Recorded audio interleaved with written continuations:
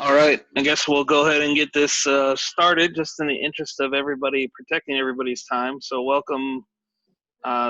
See a lot of familiar faces from our last meeting and a few new people, it looks like. So welcome, and I'm sure that we're going to have some others join us. I know this week that we had quite a few people asking to be on or get this calendar invite, so I anticipate quite a few more people. So again, welcome, and we're going to see what we can do and see how we can collaborate with each other for this week and try and figure out, kind of where everybody's at. So I don't know if do you guys want to go around the room? I see some new people in here. We can just kind of introduce each other if you want to do that. If not, I see George Tabaha in here. Are you from a district, George? I don't know if you can hear me. George is from Kendichi up on the res. There we go. All right. Carrie's in here from Roosevelt. Good morning, Carrie. See Dave Collins, Henry Meza, Josh Crosby's in here from Higley, Vanessa from Alhambra, Thelma over at Littleton, Tommy at Litchfield, Armando at Phoenix L, Doug King, Cave Creek, Patrick in here from Flagstaff, right? Steph from the Trust, Dave Suter, Tolleson Elementary, Trace over at Gilbert, and I think that's everybody so far. So welcome. Again, just to recap what the purpose, sorry, I missed a few people. Caleb Holman, I think. Hey guys. I'm sorry, where's that? Pendergast. Yep, that's what I thought. Sam Gonzalez from Tempe Union, and then was it M? I don't remember who M. Vasquez is. I think he's from Isaac. I don't know if you can hear me, but I think that's everybody.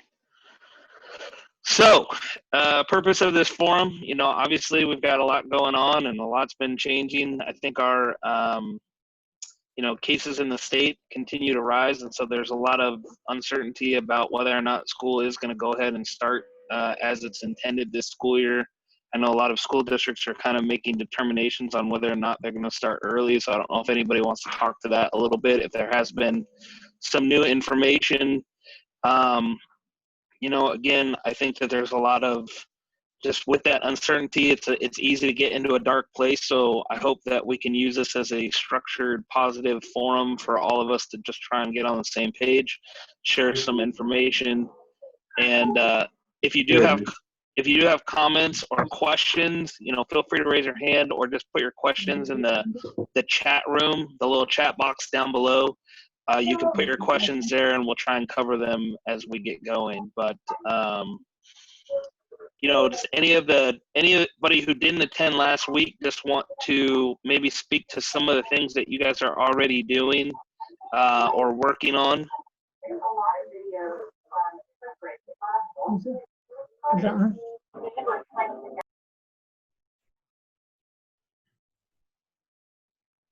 don't know, Patrick. I don't think you attended last Friday, did you? No. Yeah. I watched the replay on YouTube. So you want to share some things that maybe you guys are working on in Flagstaff?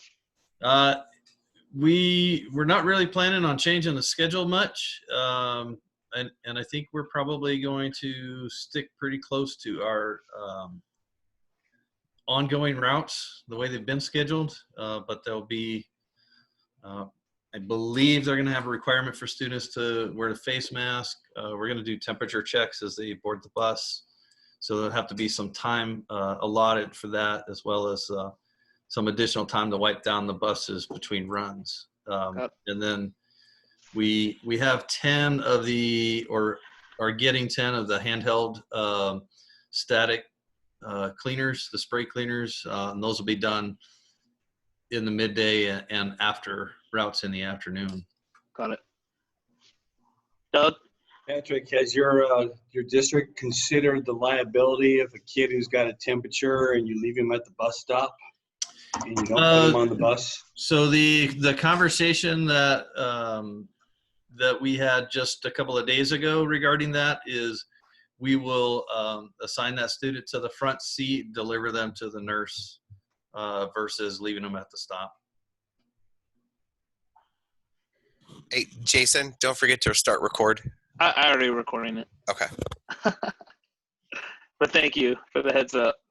It didn't pop up on my end, so I just want to make sure. Yeah, it says that it's recording on this computer. So, also, let's see here.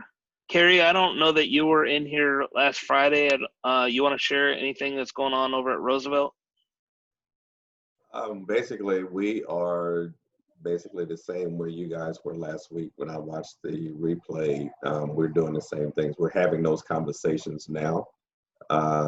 So we're not really sure how that's going to pan out. I know our district right now is considering three different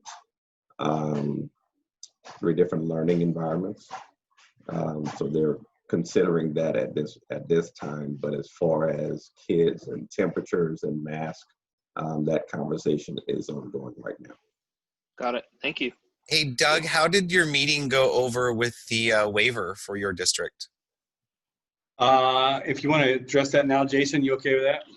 Oh, yeah, we can jump around in this agenda. That's fine. It was really good on our meeting Wednesday. We talked about the waiver. We talked about the structure of it. We're going to obviously consult the trust. I'm not sure if Stephanie's been contacted or somebody else has been contacted the trust. The waiver will consist of the things that this district is doing, the preventative measures, and then the parents' responsibilities of what their responsibility are if their child is going to ride the bus as it applies to mask, no mask, regular ed, special needs, not keeping the mask on, things of that nature like that.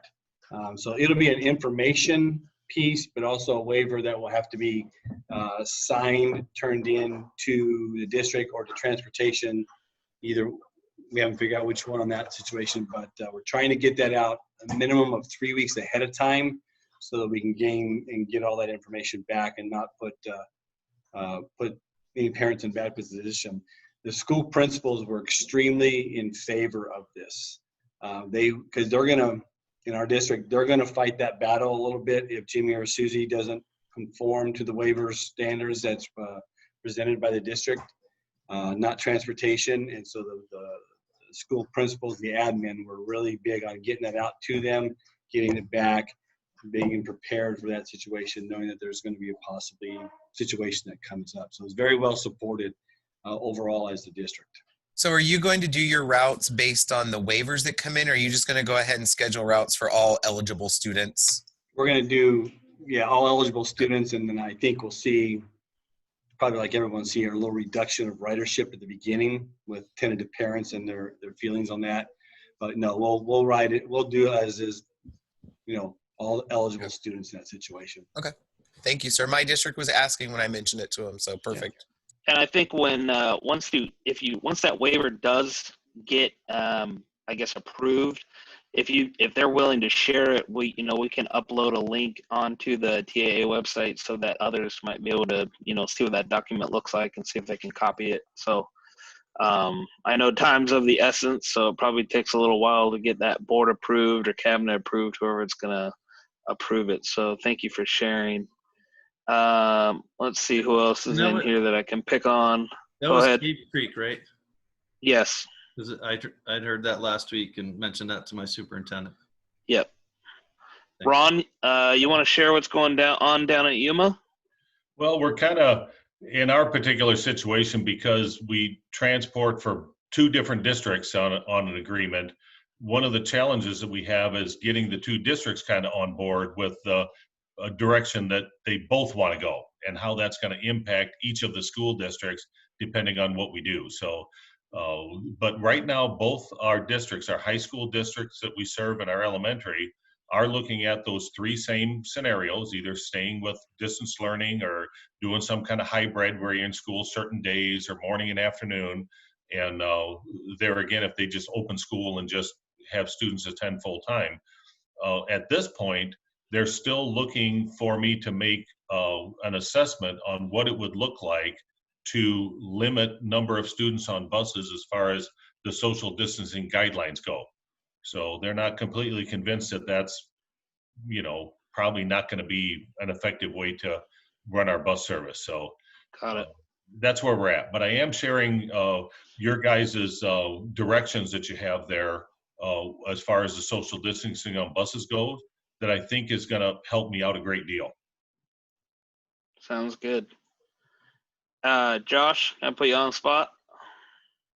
I know you had some good information in your email that you had shared as a response last or a week and a half ago or so, but just maybe you can share that, what Higley's doing. Yeah, so we're still kind of on the same page. We're, I guess, with Chandler and some of you that have the modified year-round schedule. So we're on track to start July 27th with all schools going back to normal sessions. Students will be given the opportunity to do an online version that parallels what the in-class session is, so they can join back in class and curriculum will match up, whenever they choose to come back. As far as transportation is concerned for Higley, we are not going to be taking temperatures of students, but we are going to increase sanitation of the buses. We're actually looking at small little half-gallon garden pump sprayers that the drivers can use when they drop off at a school to quickly sanitize the bus, and then doing the electrostatic when it gets back to the bus yard. At this point, our superintendent is only requesting that students wear masks on the bus. It's not required, it's requested. But all employees are at this point required to wear a face covering. So we're looking at different options, whether it's a face shield or a face mask, because I do have some drivers that are already concerned about breathing through the mask and whatnot. Sure. So that's kind of where we're going, procuring the items that we need and trying to figure out the best practice without getting gouged for pricing. So are you considering anything about the social distancing on buses then in your plan? We are not, other than we're going to seat siblings together on the bus, but we just don't have the capacity to add any additional routes or run double runs or anything like that. Our drivers already do a triple run in the morning and a triple in the afternoon. So if we extended it out, it would just take way too long. So. We've done some surveys in our district, and we're getting pretty close to a 90% response that students are planning on returning once schools reopen. So Got it. we're thinking our numbers be down a little bit, but not significantly. Yeah. Caleb, you had a question? Yeah. As far as the can you hear me just fine? I'm sorry, Yep. I'm on my phone. Yep. We're good. So as far as the electrostatic machines, after our last meeting, I called my Hilliard rep to see about securing some of those. And he told me that we wouldn't be able to use that function with their chemical. He said that what we all talked about as far as like using the machines to the electrostatic function, he said that we wouldn't be able to do that using their machine. Did anybody else hear that? I haven't. So we go through WAXI, and we've actually had the electrostatic machine for a couple of years in our department. Obviously, we didn't use it as often as we are now, but we'd purchased 2 others. But when I spoke to WAXI, the chemical we're using is a 730 something. There's 2 letters after it. 730 is Solstice 730. And putting it through a garden pump sprayer, actually with a fine spray, is doing a really good job. We've been doing testing on our buses to make sure there's no damage to the vinyl or to the bus itself. We're spraying it 6 times a day just to see what it does. Caleb, is that your question? I mean, that the chemical is going to destroy the vinyl, or what are they saying they can't use?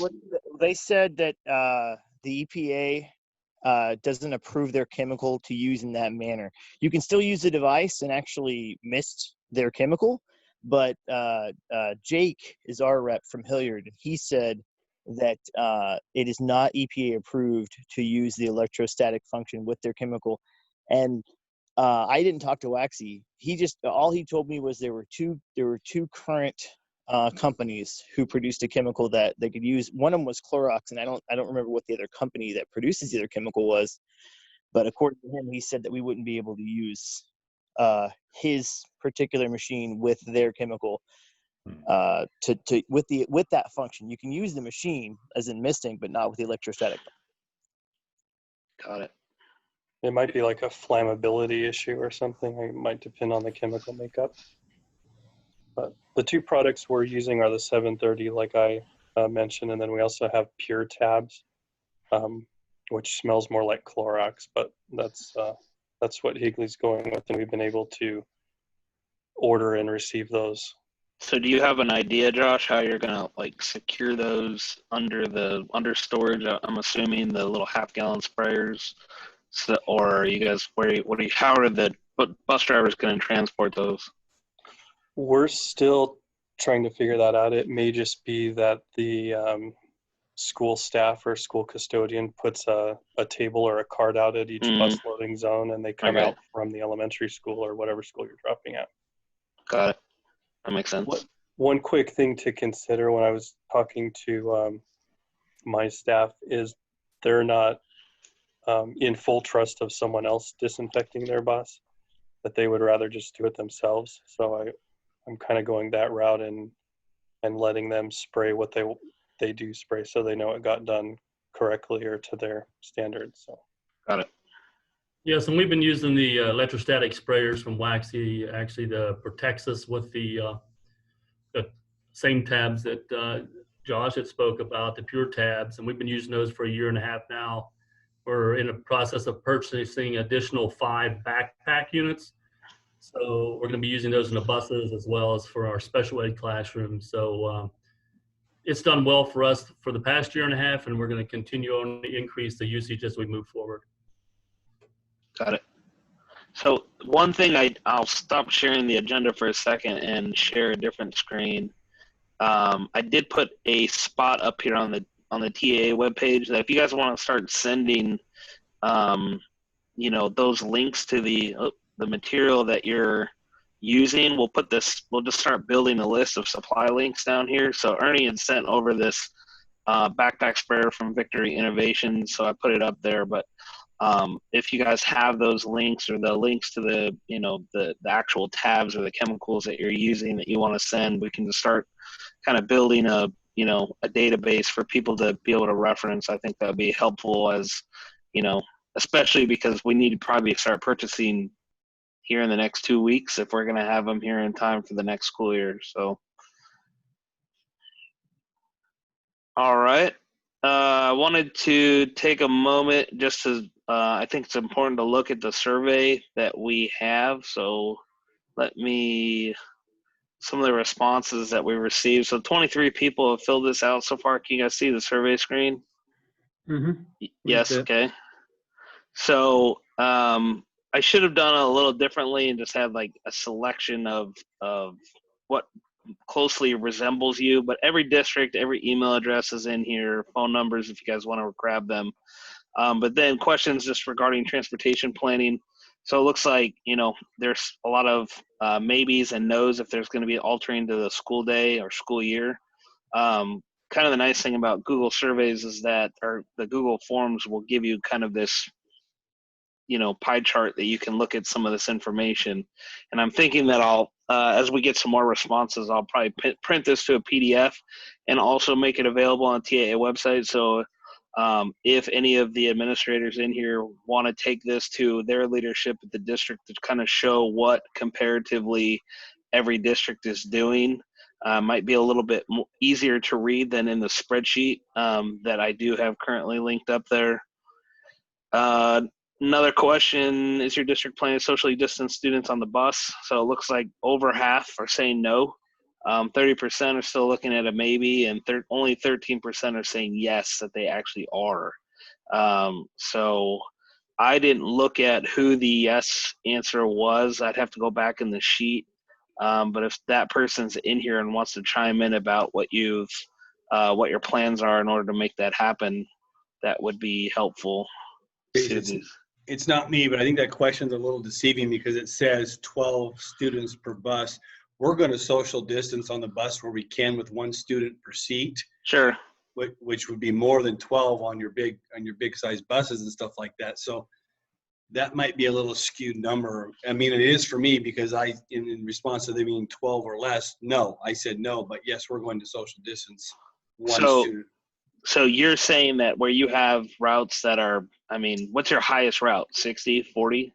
Yeah, we'll be in the high 40s, 50s. So are you guys going to be splitting that down into, 2 or 3 routes, or how are you going to actually do that? We have 20 of our 54 routes that we can social distance one seat per student. So you're doing it where possible. Exactly. As CDC recommends, where possible or where feasible, but it's not going to be a requirement across all routes. Correct. Got it. And I just put this together, on as the questions were coming. So obviously once you start collecting data, it's like, man, I wish I would have done it this way instead, but I see your point, Doug. This one I thought was kind of handy, just on a check that all that apply. I think this table here, just to see what is going to be required, because I know that for Kyrene, the language, well, it's been back and forth. The language is saying that we're going to require masks for students to ride the bus, but it's not going to be required in the classroom because of the cohort model that they are presenting. So basically the kids would stay together or stay in the same classroom, and the teachers would move around. But I know that there's a lot of districts that are not going to require them, or they're going to say highly recommend or strongly advise to wear masks. So I thought that this was, just some interesting information that, most everybody's, it looks like 70% is going to be in between AM and PM routes of when they're going to be sanitizing, but only 34% requiring PPE for students. So kind of interesting. Also, some other information, if you guys have time to go back to the TA website and see the survey responses, that's going to be a good place for you to see what other people are doing. Let's see here. How are you planning to communicate to staff? There's a lot of different, town halls, emails, and trainings for July. This one, are you planning on an in-service for transportation? Pretty much everybody, I think, is planning an in-service of some sort. I don't know.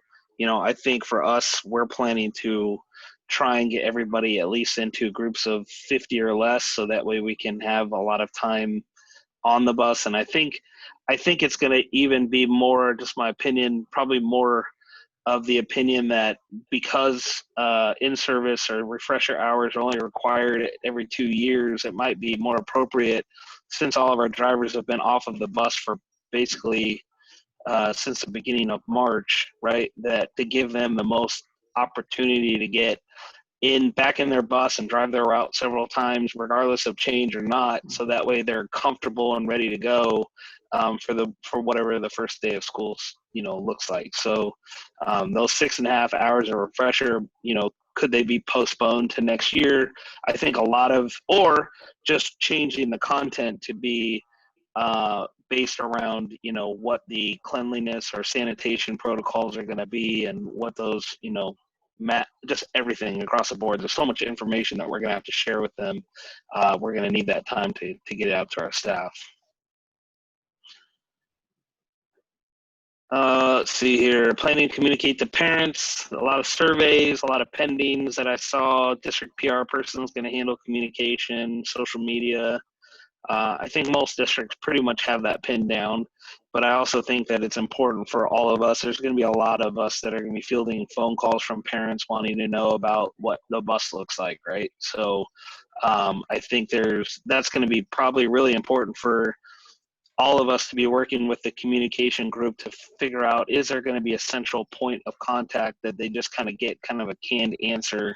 This is what is happening in the school, and this is what's happening on the bus, so that we're not tying up our folks on the phone. Is your district suspending field trips or athletics? Over 50% say maybe, a couple no's. I saw a response from Trace that Gilbert was not going to cancel field trips or athletics. Is that correct? Correct. Okay. And then I know for Kyrene, we're suspending field trips up until at least October 31st, and it looked like athletics would kind of follow suit to maybe be like a modified winter sport, even though we don't do anything AIA. All our stuff is just within our district boundary.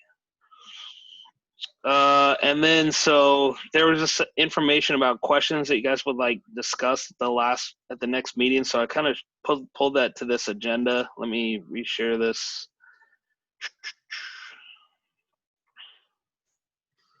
Yeah, see the agenda again. So these were these questions here. So I don't know if those people are here that because I didn't put a name next to it, but what are your plans for special needs transportation? I think this is a big one that's been kind of popping up now that there's some sort of formulated plan from the districts to really handle the 90% of the population, but now we're kind of switching gears to talk about special needs and preschool. So does anybody want to share about what their plans are for that? Is it gonna stay the same? Are masks going to be required, and what to do as far as students with accommodations that might have safety vests or wheelchairs or anything like that? Anybody want to chime in and share what they're doing? Jason, this is Tommy over at Litchfield.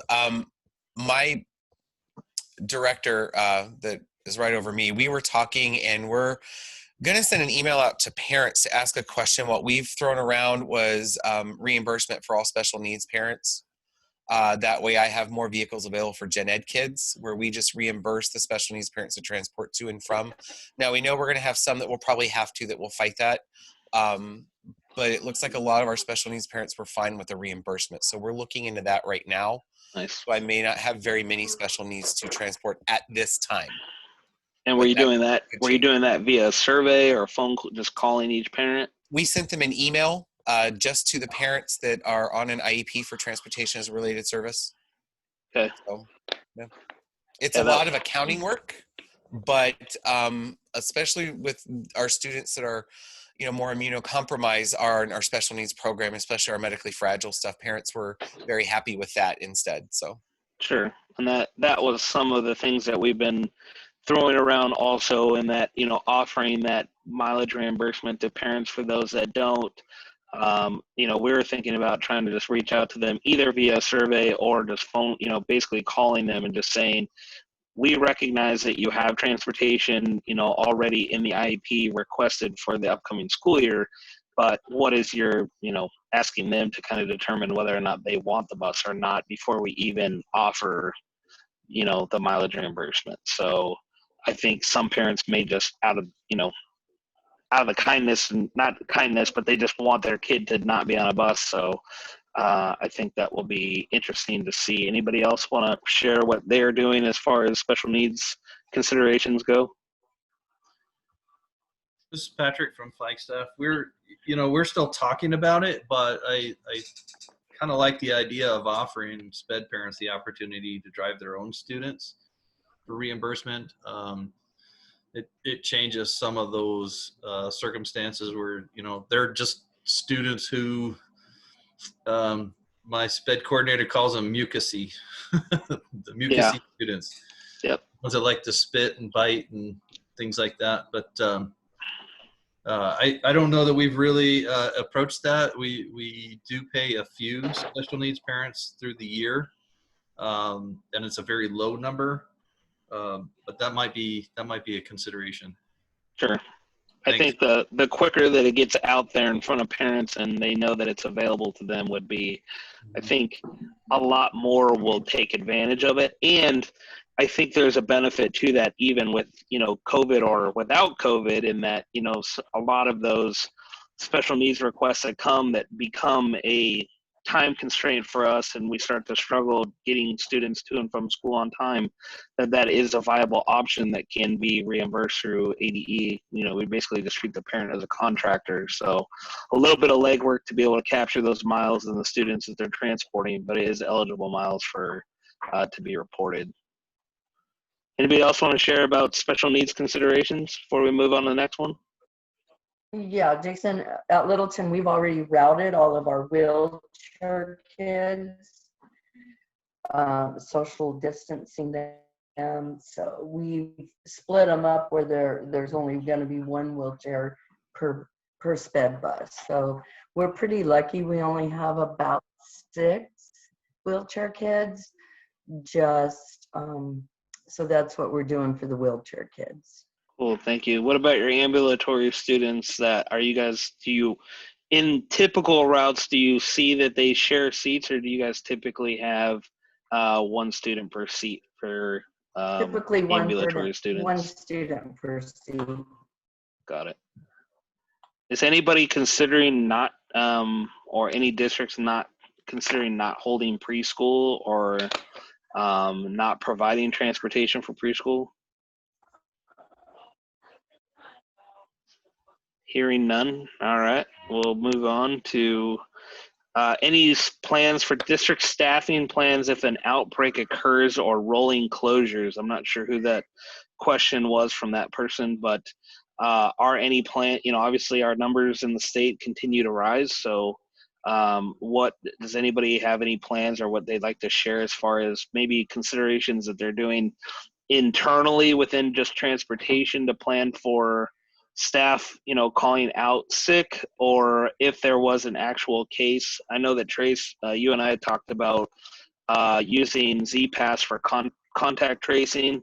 So I don't know if anybody's considered that as far as if a student was to test positive and how they would or what they would do in order to quarantine and clean the bus and keep people home. Yeah, we talked about that, Jason, but also we do the 3 runs in the morning, 3 runs in the afternoon. You quarantine the kids on that bus, or they get infected, then the drivers have for 2 other schools also. Sure. So it kind of complicates it. Oh, that's the key word, complicated, right? So we're going to use the similar, but we're using Synovia as far as student attendance on the bus. So if there is a student who's identified, we'll do the contact tracing. I don't think we're going to do the self-quarantining unless they close schools. It's just not practical. Sure. I think it's probably the worst case scenario for every district in a situation like that if a student or a driver comes down with a verified case of COVID because of the compounding effects that will happen. Like you're saying, Trace, that's 3 runs for that driver's got to replace all those kids on the bus that were affected. Alternative transportation, or are they going to quarantine? I know that administration at Cape Creek is looking at that as it applies to the school side. We've talked a little bit on our side, transportation, what happens to that. And it's come to a point to where it's almost like that route goes away. If there's a confirmed case of COVID for the driver or the student, that route goes away for that 14 days, and the parents have to be contacted and they have to understand.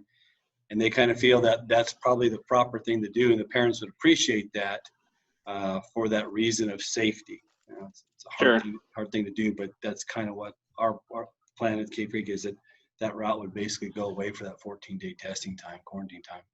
Are there any plans as far as from whether it's Cave Creek or anybody else that anybody wants to share what the district protocols or procedures are going to be for individuals that may just be experiencing symptoms and pre-test or anything like that, to just tell them to go ahead and stay home? That was kind of, as this all started, it was if you're experiencing symptoms, go ahead and kind of place yourself on a self-quarantine for 72 hours and see if it gets worse or goes away. So are those precautions being, I guess, put in place? And, what I guess my concern would be, what if you have, we have 15, 20 employees that all say they're experiencing symptoms? That's a 1/4 of our staff that wouldn't be showing up, and to try and cover those routes. So to look at, do we send a dialer or message out to the parents and say, this bus is not running for, the next week due to possible COVID-19 exposure? I don't really know.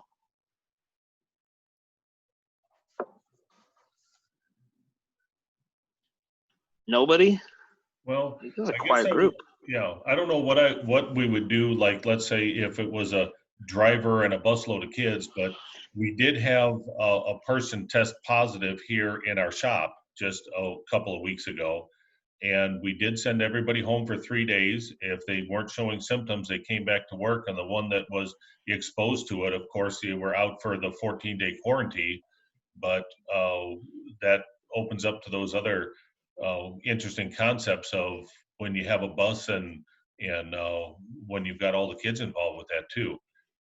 Because I can see a lot of people. We've surveyed our staff and surveyed even school staff, and there's a lot of staff right now that are saying if school opens, I'm not returning to work anyway. Right. And we're going to have that problem as far as it stands right now.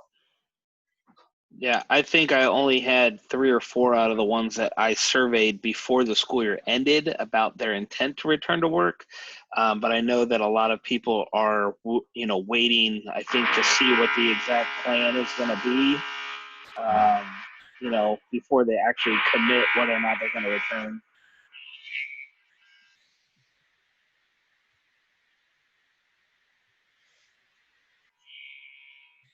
All right. What about bus evacuation drills? I know DPS just came out with a memo about sneeze guards, but nothing about anything else. Does anybody have any ideas on that? Will they approve it counting as a bus evac if we created a video for students to watch in the classroom? I mean, I guess that's the number one question.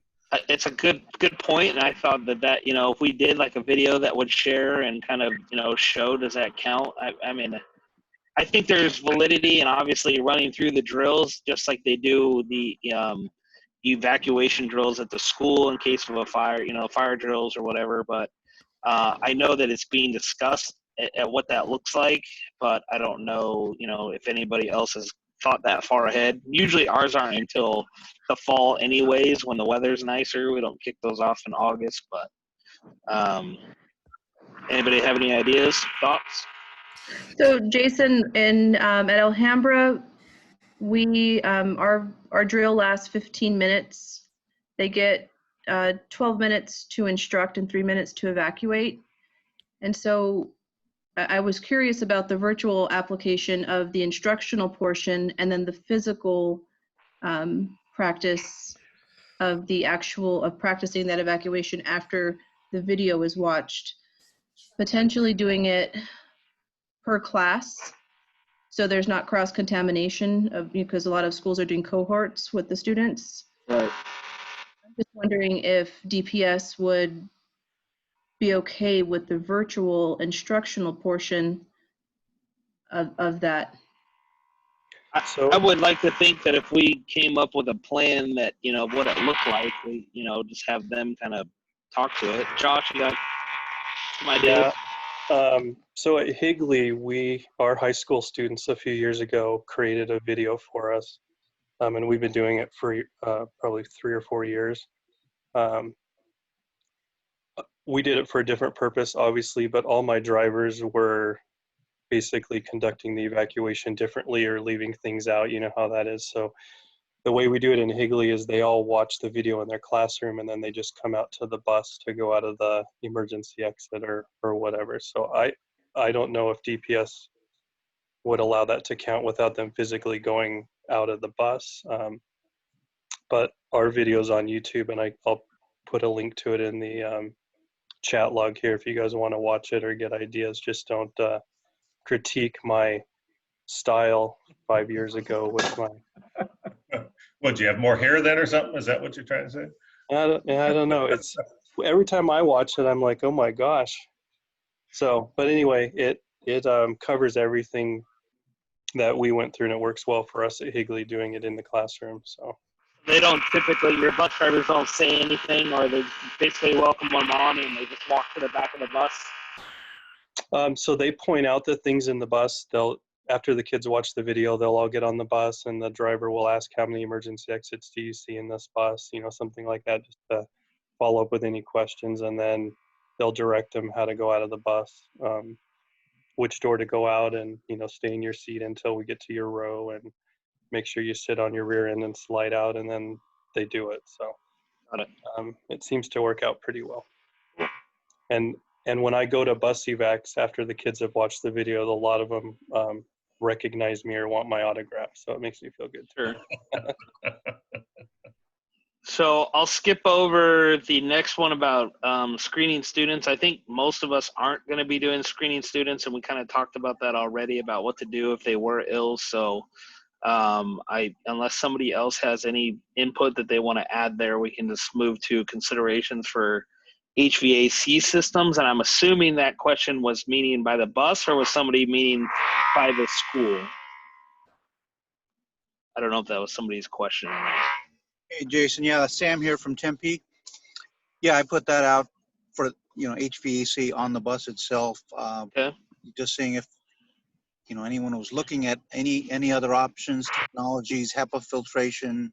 I heard someone say UV systems that are out there, but again, we're putting our kids onto a bus. We're trying to social distance, but we're still recirculating that air, and everyone's kind of breathing in the same air. So I was just curious. I know we're pretty much limited.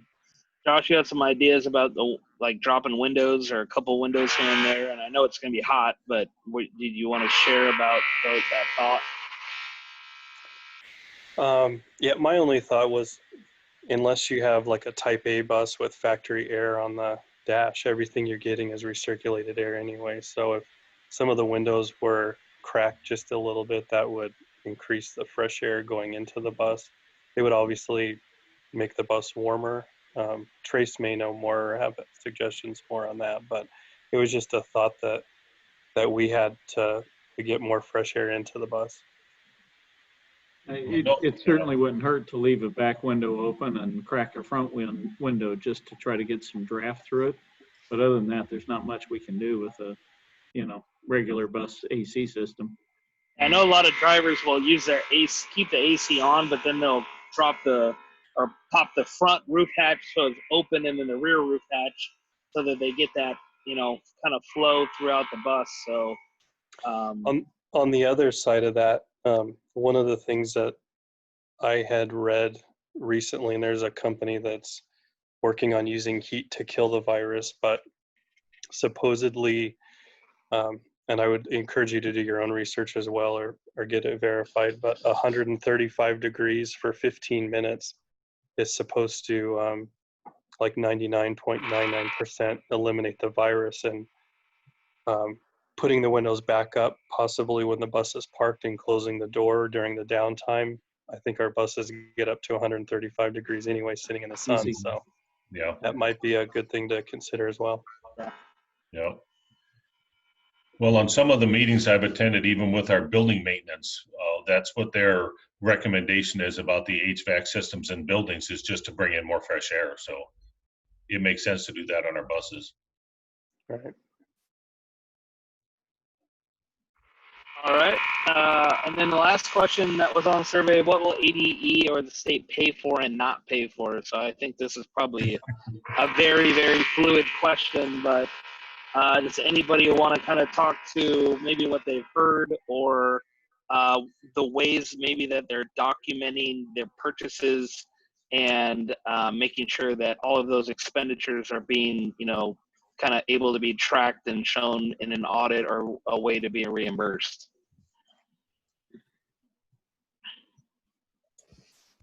We've created a Google Doc through our district to fill out what our needs are or what our wants are, and if it will qualify from the CARES Act money. And then the subcommittee that's doing the budget side from ADE for the reopening rollout, they're the ones deciding who's going to get what and how much from the CARES Act, so everything can be coded in a certain way. That's what we're doing in Litchfield. At Higley, we're similar to Litchfield, but anything we're purchasing, we have a code in our account string that we put in. It's a 999, I guess, that they could pull everything out that was related to COVID, and they'll decide whether they qualifies for the CARE Act or not, but it just makes it easier for them to go back and pull everything out.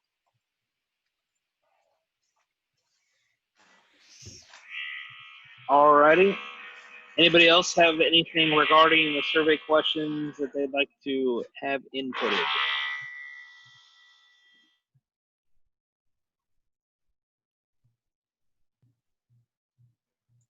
All right, I think we'll the move. survey. I think the Go survey ahead, was a Tom. great idea, Jason, because we're all seeing what everyone else is doing, and it looks like we're all doing about the same. I like seeing that just in our industry, we're staying pretty consistent as what we're going with our boards with and our superiors. So it makes it easier on all of us when something else comes up. We have a way to go back and talk about. So I appreciate you putting that together for us. Absolutely. All right. We talked about Doug's waiver already, so I think we'll just take a few minutes. Did everybody see the DPS memo that came out via email? Just thought maybe we could talk a little bit about updating or just update to the sanitation protocols for the school bus. Anything that anybody's like really maybe started a draft of information that's going to be published to their drivers and their staff about what the expectations are going to be, and thoughts on, I guess, barriers. I know that Texas came out and said that no barriers on the school bus, but our DPS didn't really say that in so many words. They basically said if you can find it and can get a release from a manufacturer, that they would, to provide it to them, and they would consider whether or not they would allow it or not. So does anybody and I did put that that email, I just put it into a Word document and put that on the website for those to review if you didn't see it. So anybody have any thoughts on that? Is anyone willing to reach out to DPS and say, hey, why don't you get one together and show us what you will approve so we don't have to go through this process for them to just tell us no in the end, which I know Negative Nancy here is going to happen no matter what. But it would be nice if they would put something together and say, this is what we'll approve. You figure out this, we can do it. I can tell you that I had that conversation already with Sergeant Larson just to ask. He said that he has been, researching and watching on what other states are doing. He's been reaching out to all of the manufacturers of school bus to see if they had any information. And from what I gathered, most of the manufacturing industry won't touch it because they know that they haven't been able to run any crash protocols or fire procedures or anything like that on what barriers look like or not look like. So it sounds like most of them are pretty much staying away from it. And I think that's why most of us took this mask route, right? Or trying to do one per seat. But, I think we've all seen some very interesting ideas via social media, right? So anybody else want to chime in on that? Yeah, Jason, I talked to some guys at Thomas, and they actually have engineering drawings of a curtain type situation, but it's going to take years before it would get approved and through the process and everything else. And they're worried about it being such a short lifespan of people wanting it, that it won't be worth the time and effort. So I think it's dead as far as manufacturers go. I just don't want someone to spend the money to get it and then get down there and DPS, say, yeah, we're not going to do that because it's a safety issue. It's going to fall under the miscellaneous part when we inspect your bus, which is what we feel we can say you can't do. And then now you spend all this money and you have these partitions sitting off to the side for years to come for anything. I told Steph we were just going to do plywood boxes with a periscope to see out. I mean, that works. Yeah. Just tanks do it. That got Stephanie to say she'd come drive for me, so I'm going to do it. What was her response? Yeah, that's what I wanted to know. Well, and you've seen, as everybody's seen, the inside of what the prison bus looks like, right? They've got barriers. So here's the sneeze guards. Evacuate. Right. Here's the sneeze guard comment or the information here that they had sent out. So I just put that on there for people to review. And really down here, it's saying prior to submitting any request to install sneeze guards, DPS are requesting school districts first obtain the specifications. So, they want to make sure that it's meeting FMCSS guidelines first and foremost. So, to Trace's point, there's so much testing and everything that needs to go on there. I think it turns into this big circle chain that, people are just going to be chasing, and there's just not time to do it. So I think this letter is a polite way to say no. Yeah. Well, Agreed. where the Texas DPS just came out and said no. And I think that's what a lot of us are looking for, right? Can we just use the vinyl shower curtains just around the driver? I mean, just duct tape them up, Tommy. It's all right. Yeah. Yeah, duct tape works wonders. Sure. And we'll share one more thing here. Let's see, where did that just go? There it is. Sorry. So just if you guys haven't seen this or whatnot, obviously the survey's here. The responses that we already went over are in this sheet. So you can see literally everybody that's responded and all of their comments in here. You know, like I said, I've already used it with my director, so he can take that to his bosses to, you know, to see what other districts are doing. And we've been asking that. The Zoom meeting from last week's already been posted, and this one will be posted in this area. Resources that we've already received. So if anybody else has other resources that they want to add, and then the supply link. Is there anything that anybody else wants to see as like a section that you think would be helpful here? Jason, we're still seeing your Yeah. DPS form. No worries.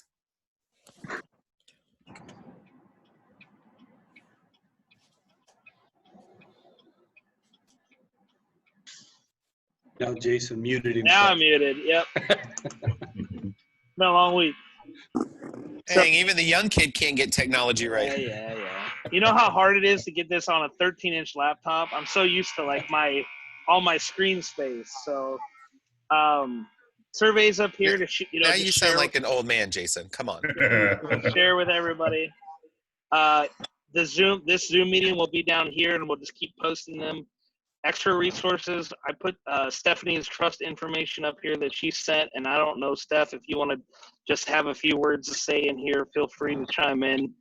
Supply links that we'll put. Does anybody want to see anything else in here that you think would be helpful on this page?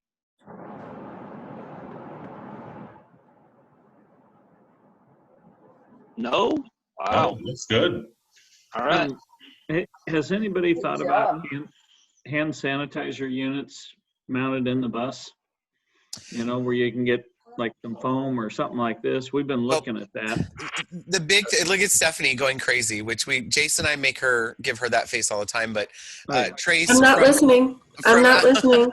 I'm not listening. From our director of maintenance, he wanted to remind us that there is a heat gradient to the hand sanitizer. And everyone's saying 60% or more alcohol content in it, but over 105, that alcohol starts to dissipate or just disappear. So all you're getting is just a gel on your hand.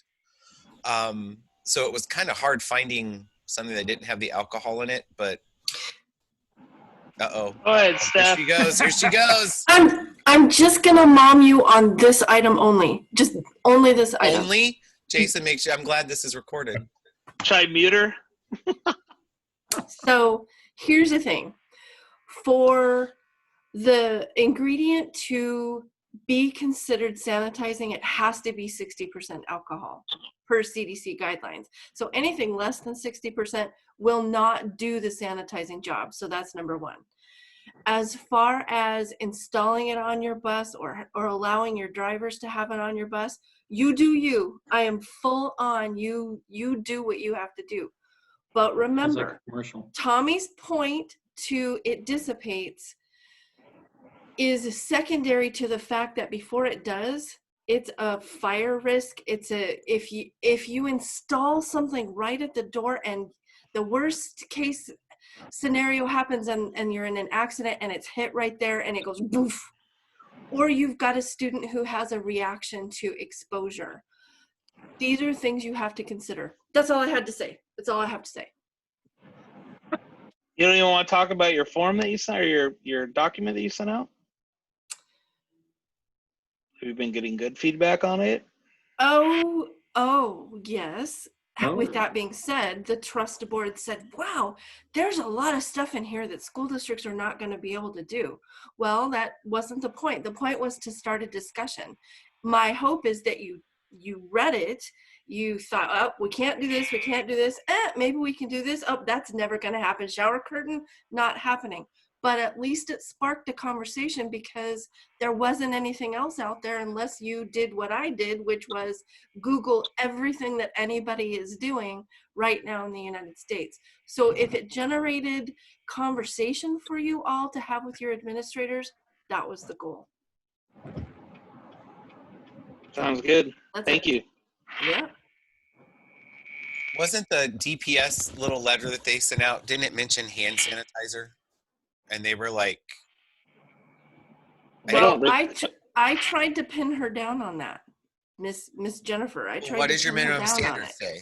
and she went back to, you must go by the ADHS guidelines and refer to the minimum standards. I'm like, What is your minimum standard? but I did. I need clarification. I'll say loosely in that conversation that I did have with Sergeant Larson was that he said that, you know, if we could figure out, as long as it was within the control of the driver's area and the driver could keep an eye on it, he felt that it was going to be allowable to be on the bus.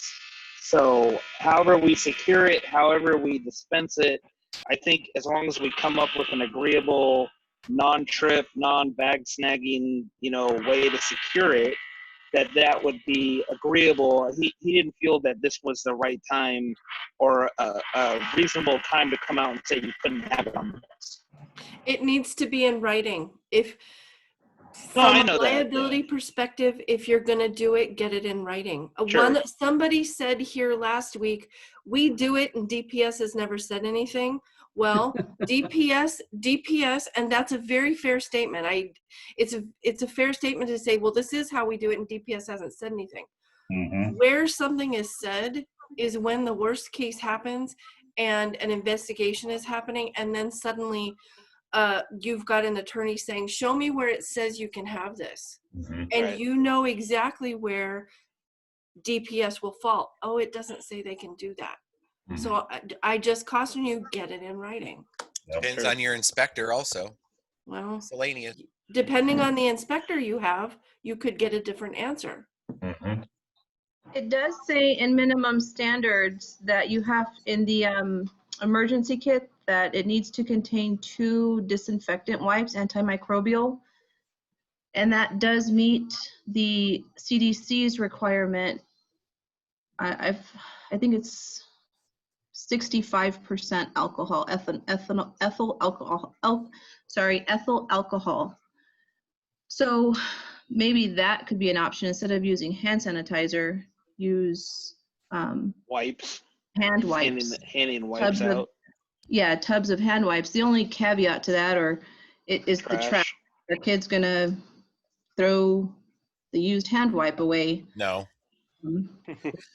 Josh, you sent me an email last week. Help me out with minimum standards. Where does it say we can't carry this kind of stuff? And there's nothing that's really listed in minimum standards. I couldn't find it, and I'll confess I'm one of the districts that we've had hand sanitizer Purell dispensers in our sped buses for several years. And what it comes down to is them looking at us and going, well, now it's not listed in minimum standards, but miscellaneous, I still find it as a safety hazard, so you can't have it. Your inspector may not say that. Well, our inspector is no longer employed here, so. Mine either. Josh, where do you install those on the bus, on your sped buses? So they're on all the sped buses, and it really depends on the style of bus, but mainly it's on the wall right behind the driver's seat in front of the bulkhead, like below the window. Got it. So it's not readily accessible to the students, and obviously sped students are normally buckled in anyway, so it's just available for aid and driver. We don't, at this point, we had never offered it to the students. But and how did you guys fasten it? Just with screws or like? It's a peel and stick Purell dispenser like you'd see in the bathrooms or on a wall at a school. Velcro. And it's a bag, yeah. So. Is it the foam or is it the gel? It comes out as a mist, so. Fancy at Higley. It was the cheap stuff, but we can't get it right now anyway. So when we run out, we're out anyway, like with any hand sanitizer. But when it all started coming up, I mean, I didn't know anything different. We've had it for years, and then I heard we shouldn't have it. So I went looking and couldn't find it. So I reached out to, I think, Jason and Tommy to see if they had insight. Same thing with the chemicals in the bus. I mean, we all know we don't keep Windex and whatever in the bus, but where does it specifically say that, or what is acceptable? Like we could put it in the luggage compartment and be okay, but not all the buses have luggage compartments. So Right. See, and our inspector said it has to be away from the students to be able to reach. So if it was up under the dash where students weren't sitting, he said that was okay. But then the next year he changed his mind, and then the next year he changed his mind. And I've seen other districts that have like Windex in the trash can, you know, up by the driver. And guilty. We don't do that at Higley. We leave it in the yard, but I don't know where we're going to put our disinfectants, if it'll be at school or on each bus, or how we're going to do it yet. So they're afraid the kids are going to get it and drink it because it's blue. That's what I was told. So on their Tide Pods with it. yeah, Thank you. We're at 11:07, so about an hour. My thoughts for next meeting. What do you guys think about maybe us opening a Google document and just kind of collectively starting to build out some, I guess, guidelines that, you know, or loose guidelines, some sort of content that we could put together for our staff that would be able to insert district procedures here and there that, you know, if, especially for those that don't have or work for a district that aren't going to be that supported, you know, to help provide them. Do you guys have any ideas or any thoughts on that? Just to be able to like hand them a 2-page sheet on, hey, here's what you're going to be required to do. And, you know, at time of in-service, something like that. You guys think that that might be reasonable to do?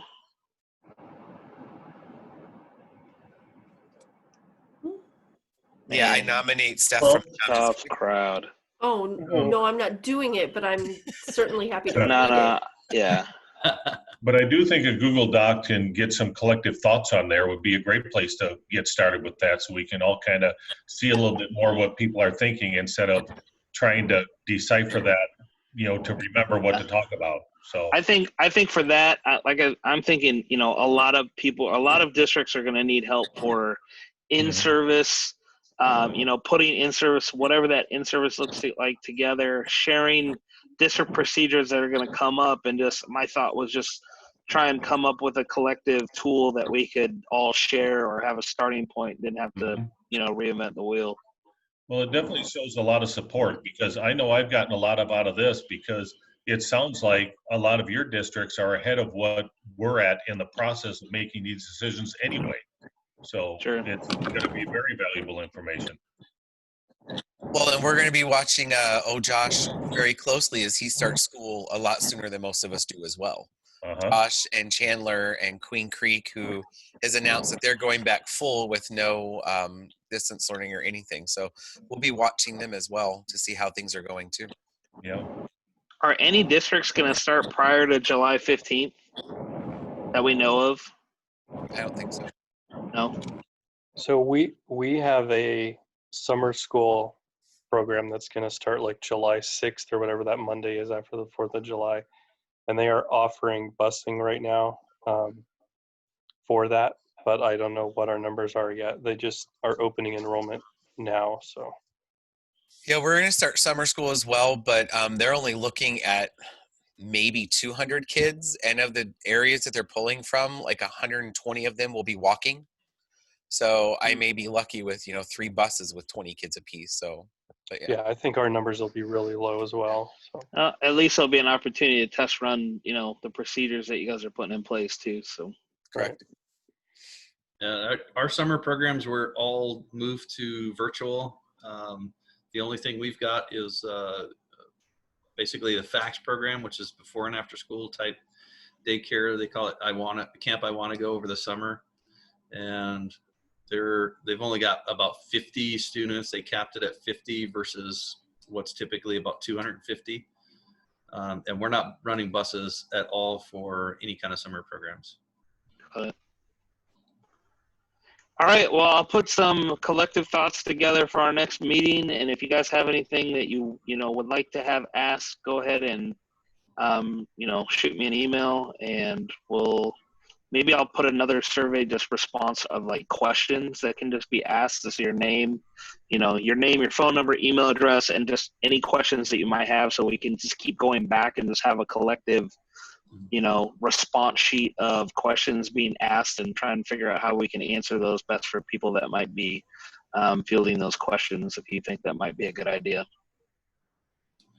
And I think if you kind of put links into responses, maybe from DPS on some of the questions we have, sure, just links to those so that as we have our questions, they can be answered and have that resource available. Sure. Anybody else have any final thoughts before we close it up? Nobody. All right. You guys all need a nap. All right. Go take a nap. It's Friday. Right. Yeah. All right, friends. Until next Friday, we'll keep in touch and stay safe. All right. All right. Thank you. See ya. Thanks, guys. Thanks, Jason. Thank you. Thanks, everyone. Have a good weekend. See ya.